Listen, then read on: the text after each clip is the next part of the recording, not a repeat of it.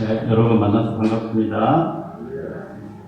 네, 한길교회에서 설교할 수 있는 기회를 주셔서 또 진심으로 감사드립니다. 한길교회는 말씀 많이 들었고요. 또 원래부터 알고 있었던 교회였습니다.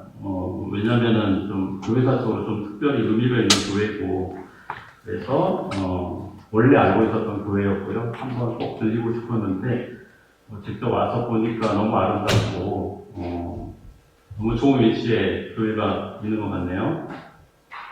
그러니까 목회자분들이라면은 이런 교회에서 한번 목회하고 싶겠다, 그런 생각도 들 정도로 너무나 주변 환경이 좋고 교회도 아름답다는 생각이 들었습니다. 저는 오늘 그는 누구인가에 대해서 말씀을 전하고자 하는데요. 성모님, 그 한길교회, 제가 이제 한길교회 다니는 사람도 아닌데 한길교회를 얘기를 해서 좀 죄송한데요. 한길교회가 좀 그래도 관심을 가지면은 굉장히 의미 있는 교회고, 그래서 저같이 역사에 관심 있는 사람이라면 한길교회 역사에 좀 관심을 가지면 좀 의미 있는 교회입니다. 그런 의미에서 한길교회 얘기를 좀 말씀을 설교에서 말씀드리면서 시작을 하도록 하겠습니다. 그 한길교회 제3대 담임 목사님이셨던 김무현 목사님, 성도님 잘 아시죠? 그 김무현 목사님의 별명이 요한복음이었습니다. 김무현 목사님께서 그 성서 중에서 요한복음을 가장 좋아하셨다고 해요. 사실 제가 오늘 설교 본문으로 요한복음을 고르는 것도 그런 이유가 있습니다.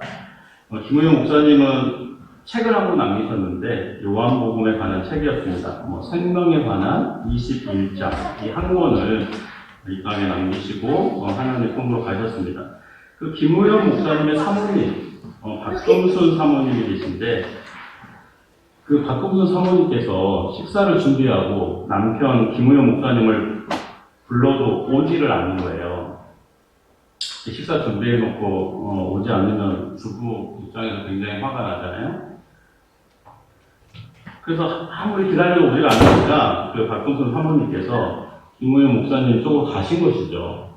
갔더니 요한복음을 공부하고 계신 거예요. 설교 준비를. 그래서 그 사모님께서 이렇게 얘기를 합니다.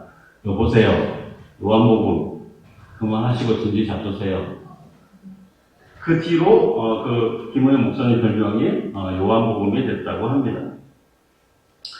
한길교회, 이 한길교회도 요한복음과 굉장히 깊은 관련을 갖고 있습니다. 이 점은 설교에서 얘기하도록 하겠습니다. 제가 듣기로 한길교회에 가끔 와서 설교하시는 김문영 교수님, 김문영 교수님도 요한복음을 굉장히 좋아하는 분으로 알려져 있습니다. 그분은 논문을 쓸 때 요한복음만 쓰는 걸로 유명해요. 그리고 요한복음을 에 관한 전문 서적도 2권 정도 내신 것으로 알고 있습니다. 오늘 설교는요, 요한복음 9장에서 그는 누구인가, 예수는 누구인가, 여기에 대해서 좀 말씀을 드리려고 합니다. 본문을 보면요, 예수님께서 예루살렘에서 길을 가시다가 날 때부터 맹인이었던 사람을 만났습니다. 예수님은 침을 뱉어서 진흙을 잊어 그의 눈에 발랐고 실로암 연못에 가서 씻으라고 하셨습니다. 맹인은 예수님의 말씀대로 실로암 연못에 가서 얼굴을 씻었습니다. 그런데 그가 얼굴을 씻고 와서 딱 그 자리에 와보니까 예수님께서는 이미 그 자리를 떠나고 없었습니다. 그런데요, 재미있는 일이 있었어요. 그 자리에 원래 있었던 사람들이 그 맹인을 알아보지를 못하는 거예요. 좀 신기하죠? 아마 이렇게 생각하면 될 것 같습니다. 그 맹인은 이제 어렸을 때부터 맹인이었기 때문에 눈이 볼 수가 없었을 거고, 그 눈 때문에 전체적인 얼굴이 굉장히 인상이 좋지 않았을 것 같아요. 그런데 두 눈을 뜨고 나니까 전체적인 외모가 완전히 바꾸어진 것이죠. 정말 그 외모가 상당히 중요합니다. 그러니까 외모 외차는 존재가 아니고, 저도 사실 외모 때문에 결혼했거든요. 우리 와이프가 너는 귀여워해서 귀엽기 때문에 내가 너랑 결혼한 거야. 네, 그 외모가 상당히 중요하죠. 뭐 사람들의 마음을 여는데 또 어떤 일을 하는 데 있어서 외모가 중요합니다. 이 사람은 맹인이었는데요. 눈을 뜨니까 전체적인 외모가 완전히 달라진 거예요. 그래서 사람들이 이 맹인을 알아보지를 못한 것입니다. 그런데 성모님, 요한복음 9장에서 우리가 정말 들어야 될 얘기, 예수님께서 맹인을 고쳤다. 그러니까 예수님, 저도 이렇게 병이 있는데 저를 고쳐주세요. 이런 메시지를 요한복음이 주는 것입니다. 물론 그런 메시지도 있습니다. 그런데 요한복음의 전체적인 내용은 어떤 얘기를 하는 거냐면요. 저 맹인까지도 고치는 저 사람이 도대체 누군가? 그거에 대해서 얘기를 하는 거예요.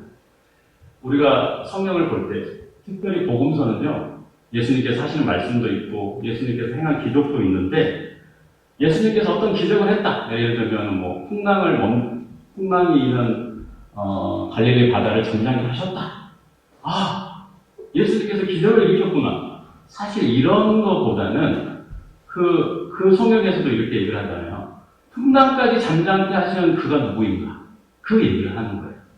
마찬가지로 이 요한복음 9장에서 정말 요한이 하고 싶었던 얘기는 예수님 맹인도 고쳐줬으니까 저도 고쳐주세요. 그런 거 아니고 저 맹인까지도 고치는 저 사람이 누군가. 그거에 대해서 요한복음이 얘기를 하는 것입니다. 바리새인들이 그 자리에 있었습니다. 바리새인들은 예수님을 어떻게 생각했냐면은 정말 기묘하게도요, 예수님께서 그 맹인을 고쳤던 그날이 바로 안식일이었어요. 안식일은 병자를 고치지 못하게 되어 있습니다, 원래. 그런데 예수님은 병자를 고쳤죠. 그러니까 바리새인들은 율법을 어긴 저 사람이 어떻게 선지자일 수 있느냐? 저 사람 죄인이다. 안식일을 어겼습니까? 그런데 그 바리새인 중에도 어떤 바리새인은 죄인이 어떻게 저렇게 큰 능력을 행할 수 있냐? 의견이 분분했던 거예요. 그런데 바리새인들은 율법을 생명처럼 여겼기 때문에 율법을 어긴 사람은 의인일 수 없다. 율법을 어긴 사람은 죄인이다. 결론이 딱 내려진 거죠. 예수님은 안식일에 병을 고쳤기 때문에 죄인이다. 이것이 바리새인들의 결론이었습니다. 바리새인들은 병자를 고쳤다 여기에 초점을 두지 않았어요. 언제 고쳤냐? 안식일에 고쳤으니까 잘못했다. 이렇게 된 거죠. 그러면 우리가 달을 이렇게 보여주기 위해서 달을 이렇게 딱 가르치지 않습니까? 그런데 달을 가르치면은 달을 봐야 되는데 바리새인들은 네 손에 때가 꼈어. 이렇게 얘기하는 거예요. 그러니까 병자를 고친 거에 주목을 하지 않고 병자를 언제 고쳤는가에 집착하면서 예수님이 누구인가를 제대로 보지를 못했던 겁니다. 맹인이었던 사람, 맹인이었다가 고침을 받았기 때문에 맹인이었던 사람이라고 제가 말씀드립니다. 이 맹인이었던 사람은요, 세 단계를 거쳐요. 예수님을 처음에 만납니다. 만났을 때는 그냥 보통 사람으로 생각한 거죠. 근데 신라한 명문에 가서 씻어봐. 그런데 병이 나온 거예요. 그래서 이 맹인이었던 사람은 예수님을 병이 낫고 나서 뭐라고 생각했냐면은 하나님께서 보내신 선지자다. 이렇게 생각한 거죠. 이게 두 번째 단계예요. 보통 사람에서 선지자다. 그런데 이제 이 맹인이 병이 다 낫고 나서 그 현장에 왔을 때 예수님은 안 계셨다고 그랬잖아요. 그리고 바리새인들하고 막 이런저런 얘기를 그 맹인이 했습니다. 바리새인들이 이 맹인한테 얘기를 하니까 이 맹인이 예수님은 선지자다 이렇게 얘기를 하니까 바리새인들이 듣지 않았죠. 그래서 그 맹인이었던 사람을 쫓아내버린 거예요. 그 얘기를 듣고 예수님께서 다시 만나는 장면이 오늘 요한복음 9장 35절 그 말씀입니다. 맹인이었던 사람이 치료를 받고 예수님을 다시 만나는 장면입니다. 예수님께서 그 맹인이었던 사람이 바리새인과의 논쟁에서 쫓겨났다는 얘기를 듣고 예수님께서 그를 다시 만납니다. 예수님은 맹인에게 내가 인자를 믿느냐? 이렇게 질문을 해요. 인자라는 것은 하나님의 아들, 메시아를 의미합니다. 그러니까 이 맹인이었던 사람이 인자가 누구입니까? 가르쳐 주시면 제가 그를 믿겠습니다. 이렇게 대답합니다. 그러자 예수님은 지금 너와 이야기하고 있는 그가 인자이다. 이렇게 말씀하세요. 이에 맹인은 주여 내가 믿습니다. 하며 무릎을 꿇습니다. 그러니까 이 맹인이었던 사람은 예수님에 대한 생각이 보통 사람에서 하나님께서 보내신 선지자, 그리고 인자, 하나님의 아들, 메시아로 이렇게 믿게 되는 과정인 것이죠. 요한은요, 그걸 우리 성도님들에게 보여주고 싶어 하는 겁니다. 예수님이 도대체 누구인가? 맹인을 고쳤던 저 사람은 도대체 누구인가? 저 사람은 바로 하나님의 아들, 메시아다. 이것을 보여주고 싶어 하는 것이죠. 요한복음은 예수님께서 누구인가에 대해 우리에게 말해줍니다. 예수님은 하나님이 보내신 그리스도라는 것이 이 요한복음 9장 본문이 말하고자 하는 바입니다. 예수께서 맹인을 고쳤다는 사실보다는 그 고치신 분이 도대체 누구냐? 그러니까 복음서를 볼 때 가장 중요한 건 이런 것 같아요. 5,000명을 먹였다. 그 기적도 굉장히 중요한데 이 5,000명까지 먹이신 저 사람은 도대체 누군가? 이거를 복음서를 쓰신 분들이 우리에게 보여주고 싶어 하는 겁니다. 저 잔잔한 풍랑도 멈추게 하신 저분은 과연 누구인가? 오늘 맹인이었는데, 날 때부터 맹인이었는데, 저 맹인을 고치는 저 사람은 도대체 누구인가? 부모님, 특히 요한복음을 보시면서 이 표적이라는 단어가 나와요. 요한복음을 보시면은 다른 성경과 좀 다른 점이 그 표적이라는 단어를 쓰는 거거든요. 다른 성경은요, 기적을 일으켰다 이렇게 얘기를 해요. 기적. 예수님께서 5,000명을 먹이신 기적을 일으킵니다. 근데 요한복음은 이 기적이라는 단어 말고 특별한 단어를 하나 쓰는데 그 단어가 바로 표적이라는 단어입니다. 그러면 이 표적이라는 단어의 뜻이 도대체 뭐냐? 그것은 예수님께서 하나님의 아들이심을 보여주는 기적을 행했다는 뜻이에요. 그 사실. 그러니까 가나혼인 잔치에서 예수님께서 물을 포도주로 바꾸는 그런 표적을 행했다 이렇게 나오거든요. 그 얘기는 뭐냐면은 이 가나혼인 잔치에서 이 요한복음이 정말로 우리에게 보여주고 싶었던 것은 예수님께서 물을 포도주로 바꾸셨어. 이것이 아니라는 것이죠. 성도님 한번 잘 들어보세요. 이 가나혼인 잔치에서 물이 포도주로 되는 것을 요한은 표적이라고 얘기를 했습니다. 그러면 이 사건이 우리에게 보여주는 것은 도대체 뭐냐? 첫 번째, 예수님께서 물을 포도주로 바꾸시는 엄청난 마술사야. 이걸 보여주고 싶었을까요? 예수님께서는 물을 포도주로 바꾸시는 마술사야. 기적을 행하는 분이야. 첫 번째 그겁니다. 그걸 우리에게 얘기해주고 싶었겠습니다. 두 번째, 그 가나혼 잔치에서 포도주가 부족해가지고 굉장히 어려움에 처한 사람도 있었죠. 특별히 그 결혼식을 주관했던 사람들일 겁니다. 그러면 예수님께서 혼인을 주관한 사람들의 그 어려움을 채워줬으니까 그걸 보여주려고 했어요. 예수님, 가나혼 잔치에서 기적을 행했듯이 내 삶에서도 그걸 좀 보여주세요. 제 삶도 좀 곤란해요. 두 번째, 어려움에 처한 사람들의 상황을 보시는 예수님. 그거를 보여주려고 했을까요? 세 번째는 가톨릭 교회에서 얘기하는 거예요. 성도님, 그 가톨릭 교회는 마리아에게 기도한다고 그렇게 알려져 있잖아요. 왜 우리가 보면 이해가 안 가죠. 그럼 가톨릭 교회에서는 이렇게 얘기합니다. 가나혼 잔치를 봐라. 가나혼 잔치에서 예수님이 기적을 행할 생각이 없었다. 그런데 거기에 마리아가 등장하면서 마리아가 예수에게 부탁하니까 예수께서 기꺼이 그 기적을 행하지 않았냐. 그러니까 우리는 예수에게 직접 기도하는 것도 중요하지만은 마리아의 중보를 통해서 예수께 기도하는 것이 중요하다. 이렇게 얘기를 하는 거예요. 그러면 성도님, 이 가나혼 잔치 얘기가 가톨릭 교회에서 얘기하듯이 예수 그리스도에게 기도하는 그 마리아의 중보 능력을 보여주기 위해서 이 본문이 쓰여졌을까요? 그것은 절대 아닐 겁니다. 요한복음 2장 11절. 이 가나혼 잔치에 대해서 명확하게 정리를 하고 있어요. 제가 한번 읽어드리겠습니다. 예수께서 이 첫 표적을 갈릴리 가나에서 행하여 그의 영광을 나타내심에 제자들이 그를 믿으니라. 이렇게 얘기합니다. 무슨 얘기냐면은 예수님께서 많은 기적을 행했는데 그 기적에는 표적이 있었다는 것이죠. 그 표적, 특별히 표적은 하나님께서 예수 그리스도를 통해서 하시는 일인데 그것은 하나님이 예수님이 누구신가를 보여주고 싶어 하는 거예요. 표적! 그 표적을 보면서 사람들은 어떤 걸 느끼냐면 저분이 하나님의 아들이구나. 이걸 느끼는 것이죠. 요한복음에서 첫 번째 표적, 가나 혼인잔치는 이 가나 혼인잔치를 통해서 예수님이 바로 하나님의 아들이다. 이거를 보여주는 것입니다. 그래서 요한은 이것을 표적이라고 얘기를 했던 것이죠. 예수님은 과연 누구인가? 가나에서 물로 포도주를 만든 그 사람은 누구인가? 맹인을 고친 그는 누구인가? 요한복음이 예수님이 누구인지를 우리에게 알려주고 있습니다. 요한은 자신이 이 책 있잖아요. 요한복음을 기록한 이유를 분명하게 얘기를 했어요. 이건 꼭 한번 찾아봤으면 좋겠습니다. 요한복음 20장 31절. 이거 한번 같이 한번 찾아볼까요?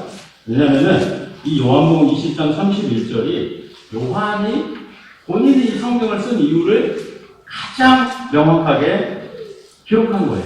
그러니까 무슨 얘기냐면요. 요한복음 20장 31절을 이 렌즈를 끼지 않고 요한복음을 보면은 기본적으로는 이 요한복음을 잘못 봤다. 이런 뜻입니다. 만약에 요한복음 20장 31절의 렌즈를 딱 끼고 요한복음을 본다면은 제대로 성경을 보고 있는 것이다. 그렇게 볼 수가 있어요. 30절, 31절 한번 제가 한번 읽어보겠습니다. 성도님 눈으로 한번 따라가 주시면 감사하겠습니다. 제가 읽겠습니다. 예수께서 제자들 앞에서 이 책에 기록되지 않냐 다른 표적도 많이 행하셨으나 오직 이것을 기록함은 너희로 예수께서 하나님의 아들 그리스도이심을 믿게 하려 함이니 또 너희로 믿고 그 이름을 힘입어 생명을 얻게 하려 함이니라. 네, 요한은요 왜 이 표적을 보여줬는가? 왜 이런 기적들을 기록했는가? 그는 누구인가를 보여주고 싶었던 거예요. 그는 누구인가? 그는 하나님의 아들이다. 그럼 왜 요한은 예수님에 대해서 보여주고 싶었느냐? 바로 예수님의 이름에 생명이 있기 때문에 그렇다는 것입니다. 예수님이 그리스도라는 사실이 왜 중요합니까? 예수께서 우리의 구원자 되시기 때문입니다. 그분에게만 생명이 있기 때문입니다. 요한복음은 구원론에 대해서 얘기를 하는 거예요. 예수님, 그가 누구인가? 그는 하나님의 아들이다. 왜 하나님의 아들이라는 것이 중요한가? 오직 예수에게만 생명이 있기 때문이다. 이렇게 얘기를 하는 것입니다. 예수만이 우리의 구원자 되시고 예수를 믿어야 생명을 얻을 수 있다. 이것이 바로 요한이 우리에게 보여주고자 하는 말씀인 것입니다. 그래서 요한은요, 요한복음에서 예수님에 대해서 굉장히 많은 얘기를 남기시는 거예요. 제가 한번 읽어보겠습니다. 너희가 만일 내가 그인 줄 믿지 아니하면 너희 죄 가운데서 죽으리라. 진실로 진실로 너희에게 이르노니 사람이 내 말을 지키면 영원히 죽음을 보지 아니하리라. 내가 문이니 누구든지 나로 말미암아 들어가면 구원을 받고 또는 들어가며 나오며 꼴을 얻으리라. 예수께서 이르시되 내가 곧 길이요 진리요 생명이니 나로 말미암지 않고는 아버지께로 올 자가 없느니라. 이렇게 얘기를 하시는 겁니다. 예수만이 길이요 진리요 생명인 것입니다. 제가 박선희 장모님으로부터 교회 이름을 오래전에 들었어요. 박선희 장모님은 우리 대학에 온 지 굉장히 오래됐거든요. 학교 때 오셨습니다. 그래서 제가 어느 교회 다니십니까? 한길교회 다닙니다. 한길교회? 굉장히 이름이 좋잖아요. 근데 저는 이 한길교회 분명한 특별한 이름의 뜻이 있다고 생각했습니다. 그리고 이 설교를 준비하면서 한길교회라는 이름이 왜 생겼지? 그거를 제가 한번 찾아보았습니다. 한길교회는 요한복음 14장 6절에 근거한 교회였습니다. 요한복음 14장 6절에 어떤 얘기가 나오냐면은 예수께서 이르시되 내가 곧 길이요 진리요 생명이니 나로 말미암지 않고는 아버지께로 올 자가 없느니라. 할렐루야. 내가 곧 길이요 진리요 생명이니 나로 말미암지 않고는 아버지께로 올 자가 없느니라. 그 길, 우리가 구원을 받을 수 있는 길이 하나밖에 없다는 것입니다. 그 길이 한 길밖에 없다는 거예요. 그 한 길은 오직 예수 그리스도라는 것입니다. 하나님께로 갈 수 있는 길이 하나밖에 없다. 한길교회는 그것을 얘기하고 있는 것입니다. 그 한 길은 오직 예수님이시다. 한길교회는 오직 예수의 십자가 구속의 은혜를 고백하는 자들이 모이는 곳입니다.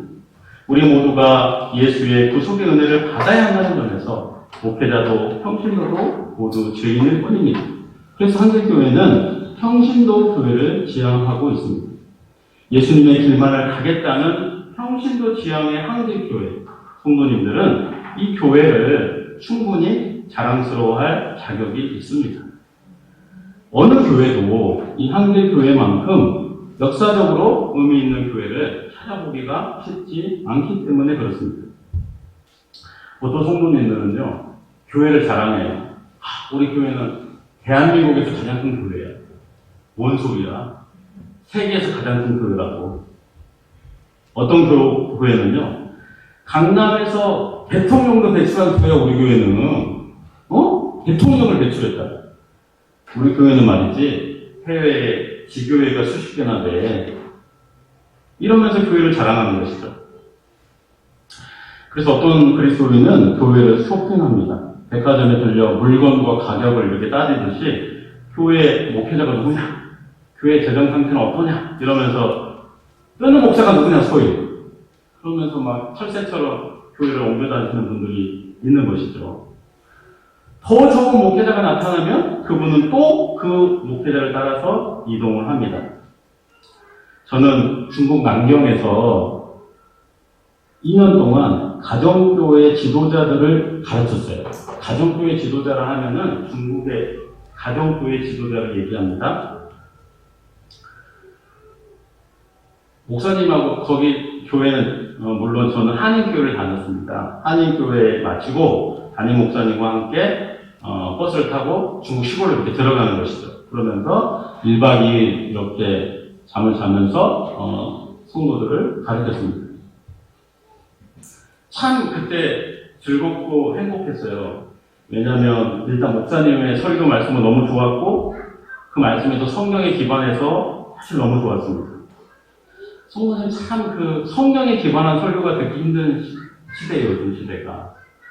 그래서 저는 그 목사님은 너무 성경에 기반한 설교를 해서 참 설교를 듣고 나면요, 일주일이 너무 행복한 것이죠.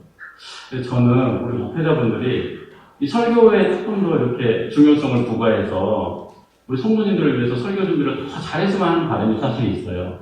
왜냐하면 제가 경험을 해보니까 그 일주일에 한 번 듣는 그 설교가 제 일주일의 생활을 좌우하더라고요. 근데 그 일주일 동안에 기분이 안 좋아. 그럴 때는 또 담임 목사님의 설교가 이상한 경우도 사실 있었습니다. 그런데 제가 말씀드리고 싶은 거는 중국에서는 그런 일이 없었어요. 왜냐하면 우리 목사님께서 정말 좋은 말씀을 전해주셨습니다. 그런데 이분이 뭐 CCC 선생님도 하시고 또 우리 대학에 우리 대한민국에서 가장 좋은 대학 중에 하나인 좋은 대학도 나오시고 그러니까 골고루 다 갖추신 분인데 그런데 이 중국에 있었던 얘기를 제가 말씀드린 겁니다. 중국에 있을 때 우리 이 담임 목사님도 감당하지 못하는 성도가 있었어요. 어떤 교회 성도였냐면 온땡땡 교회 성도였습니다. 온땡땡 교회. 왜 우리 목사님께서 감당 못했느냐? 우리 목사님은 최선을 다해서 어떤 성경 공부도 시키고 프로그램도 준비를 하는 거예요. 중국에 얼마나 열악합니까 상황이? 그런데 그 주재원들이라든가 기업이 일하시는 분들을 위해서 최선을 다해서 설교도 준비하시고 말씀도 준비하셨거든요.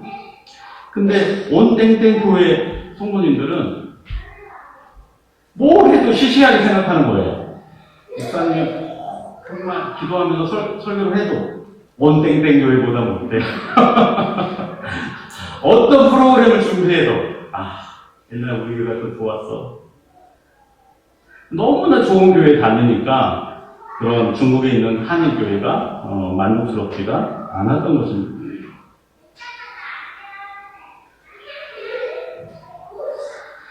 목사님께서 그러시는 거예요. 왜 예수 그리스도를 바라보지 못할까? 왜 교회만 생각할까? 왜 교회를 넘어서는 예수 그리스도를 바라보지 못할까? 온 땡땡 교회만 예수 믿는 거 아닌데. 저도 비슷한 경험을 했습니다. 제가 중국 안경에 있을 때 한국인 학생들을 가르쳤습니다. 그 학원에 원장 선생님이 계셨는데 원장 선생님이 저한테 이런 얘기를 하시더라고요.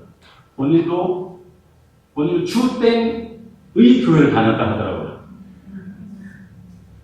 굉장히 유명한 교회죠. 너무너무 교회가 좋았다는 거예요. 여름에 수련회 가서 했던 얘기들, 목사님의 설교 말씀을 막 얘기를 하시더라고요. 근데 내가 중국 남경에 왔더니 그런 교회가 없다는 거예요. 그냥 자기는 교회를 안 다닌다 하더라고요. 그런데 저는 그 말씀을 듣고 너무나 놀랬고 너무나 아쉬웠습니다. 그렇다면 그에게 예수는 누구였단 말인가? 이런 생각이 드는 거예요.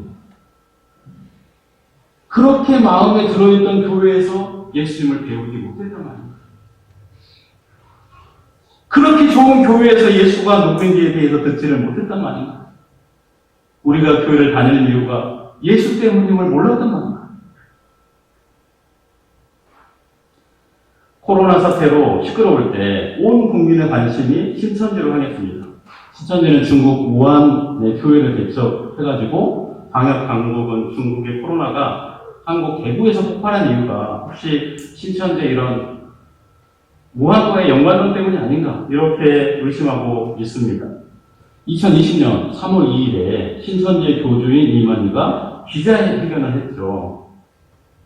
그때 기자의 첫 질문이 이거였어요. 정말로 본인이 영생 불사한다고 생각하십니까? 이 질문에 대해서 이만희를 보좌하고 있던 성도님 다 기억나시죠? 그 김평화 씨라는 여성분이 대답할 필요 없습니다. 이렇게 얘기를 한 거죠. 근데 성도님 확실히 아셔야 될 게 이만희 씨랑 같이 사실혼 관계에 있었던 여자분이 계십니다.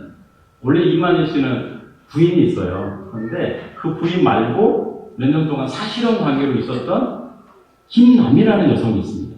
근데 이 김남이가 원래 신천지 2인자였는데 최근 몇 년 전에 탈퇴를 했죠. 그래가지고 이만희 씨와 지금 법정 싸움을 하고 있어요. 사실혼 관계였던 김남희 씨가 했던 말이 뭐냐면은 이만희는 돈밖에 모르는 사기꾼이다. 영생불사한다고 얘기하는 거 아시죠? 영생불사는커녕 본인이 지고 죽을까봐 겁내하는 노인에 지나지 않는다. 김남희 씨가 그렇게 얘기를 한 거예요. 신천지가 알려지게 된 것은 참 감사한 일입니다. 코로나는 너무 불행한 사건이지만은 신천지가 이렇게 위험한 종교 집단이라는 것을 알려주게 된 것은 그 불행 중에 다행이라고 생각합니다. 성도님 이만희는 구원자가 아닙니다. 그런데 신천지는 이만희를 구원자로 가르치고 있어요. 성경에 관심이 없는 사람이 있죠. 그런 사람은 신천지가 이렇게 전도를 잘 하지 않는다고 합니다. 왜? 신천지는요, 완벽하게 뭐냐면은 교리로 승부를 거는 거예요. 그러니까 복음방에 몇 달 동안 이렇게 6개월 막 이렇게 가르치면서 이만희가 구원자라는 것을 제일 마지막에 딱 가르치는 것이죠. 그때 이만희가 구원자라는 걸 딱 깨닫는 순간 이제 신천지 신자가 되는 것입니다. 그러니까 성경 공부에 관심이 없으면 신천지에 빠질 이유가 없어요. 그러니까 기성교회 성도들이 신천지에 많이 가는 이유는 기성교회가 채워지지 못한 그런 부분들이 분명히 작용을 하는 것이죠. 그러니까 역으로 생각하면요, 신천지 신자들을 빠져나오게 하는 가장 좋은 방법은 이만희가 구원자가 아니라는 것을 가르쳐주면 되는 거예요. 그 다음에 이제 빠져나오게 했는데 빠져나온 사람들이 다 교회에 정착하는 것은 분명 아니죠. 빠져나온 사람들 두 번째 단계는 뭐냐면은 제대로 된 구원론을 가르쳐 주는 것입니다. 그 구원의 핵심이 뭐겠어요? 이만희가 구원자가 아니다. 예수 그리스도께서 우리의 구원자 되신다. 신천지 탈퇴 신자들의 간증을 책으로 읽은 적이 있습니다. 이수민 집사라는 분은 기성교회로 돌아간 이후에 가장 은혜가 되는 말씀이 구원론이었다고 합니다. 그것도 중고등학생들을 대상으로 하는 아주 기초적인 은혜의 복음이 전해질 때 그녀는 혼자 눈물 짓는 경우가 많았습니다. 예배에 참석한 사람들은 다 아는 얘기야. 다 진짜 예수 믿고 구원 받는 거지. 그런데 그녀는 아니었어요. 예수 그리스도께서 어제나 오늘이나 영원토록 동일하신 우리의 구원자라는 복음이 그녀에게는 엄청나게 눈물을 흘리게 했습니다. 또 다른 신천지 탈퇴 신자인 김효은 씨는 고린도후서 5장 21절 말씀에서 큰 구원의 감격을 체험했다고 합니다. 하나님이 죄를 알지도 못하신 이를 우리를 대신하여 죄로 삼으신 것은 우리로 하여금 그 안에서 하나님의 의가 되게 하려 하시니라.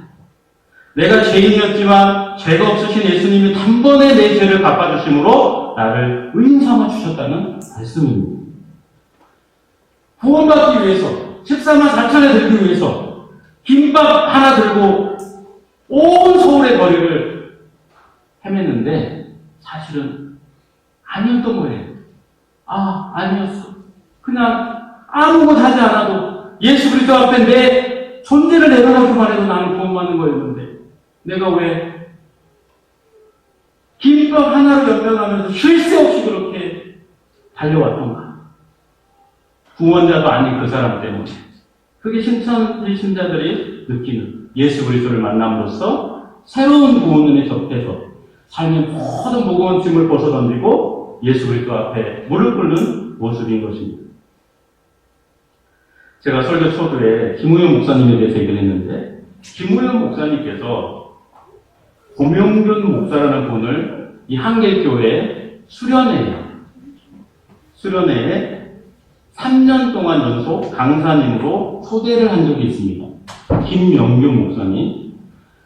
김우현 목사님께서 고명균 목사의 설교를 아주 좋아했다고 합니다. 어떤 내용이냐면 이런 거예요. 파리가 있잖아요, 파리가. 부산에 사는 파리가 서울 오기 힘들죠, 그죠? 파리가 막 날아가지고 부산에서 서울까지 오기가 얼마나 힘들겠어요.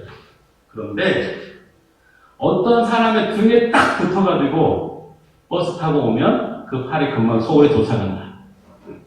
우리가 천국 가기 위해서 우리의 힘으로 갈 수 없다.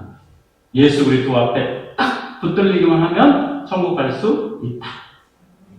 이 말씀을 고명균 목사님께서 설교하니까 김우현 목사님께서 너 진짜 성경에 도통했다. 그런 진리 아무나 얘기할 수 없는데 이렇게 말씀을 하셨다고 합니다. 저도 요한복음 15장 5절 말씀을 신앙의 구심점으로 삼고 있습니다.